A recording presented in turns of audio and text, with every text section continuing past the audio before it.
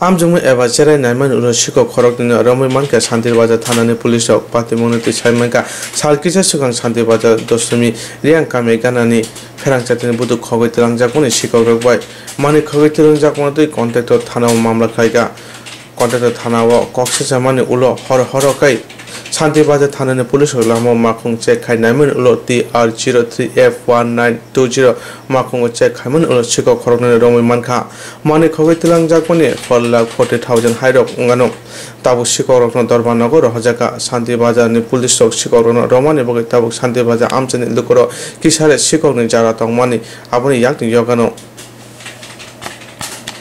গতকাল আমাদের কাছে একটা কমপ্লেন আসে যে দেবাশিস মজুমদার নামে একজন ইলেকট্রিক কন্ট্রাক্টর ওনার যে নতুন যে লাইন লাগানো হচ্ছে যে তার সেই তার কলয়ছড়া থেকে প্রায় দশমী রিয়াং পাড়া পর্যন্ত 2 ক্ষেপে প্রায় 5,000 মিটার তার চুরিয়ে গেছে।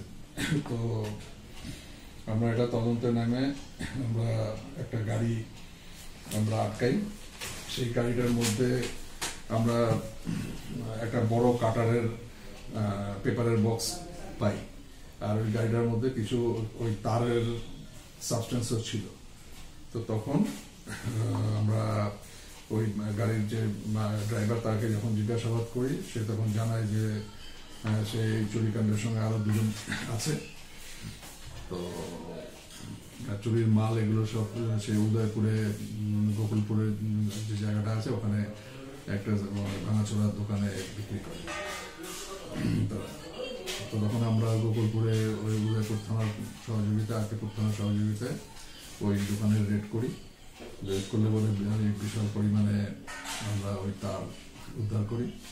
পরবর্তী সময়ে তার সঙ্গে যে আরেকজন অপরাধী ছিল তার বাড়িতে তার বাড়ি হচ্ছে ওই কাকরাবন থানার যে দুধপোষণী পাড় আছে ওইখানেও আমরা তার বাড়িতে গিয়ে সেই তার যে সহযোগী তাকে পাই না, কিন্তু তার বাড়িতে সার্চ করে আমরা এই কাটারটা উদ্ধার করি। তো আমরা তাকে কোর্টে পাঠাবো 2 জনকে, বাকি যে আসামি আছে তাদেরকে ধরবার চেষ্টা করবো। কেস লিপিবদ্ধ হয়েছে বা কি সেকশন দেওয়া হয়েছে? এটা কেস নাম্বার শান্তির বাজার থানার কেস নাম্বার 2/2022।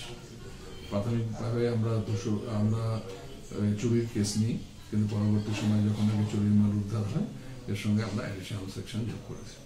যাদের আটক করা হয়েছে তাদের নামগুলো? তাদের নাম হচ্ছে একজনের নাম হচ্ছে দুলাল চৌধুরী, তার বাড়ি হচ্ছে জামজুরি, আরেকজন হচ্ছে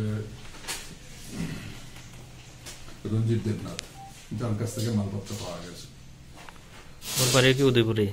হ্যাঁ, তার বাড়ি উদয়পুরে। আর কেমন টাকার সামগ্রী উদ্ধার করা হয়েছে? আমরা যে কমপ্লেন করছে তাকে যখন দেখাই যে জিনিসটা এটার মধ্যে প্রায় 60% আমরা মাল উদ্ধার করতে পেরেছি। তার চুরি যাওয়া মালের মূল্য ছিল 4,40,000 টাকার মতো। তো 60% হলে প্রায় 2,40,000-2,45,000 টাকার মতো আমরা মাল দিতে পারি।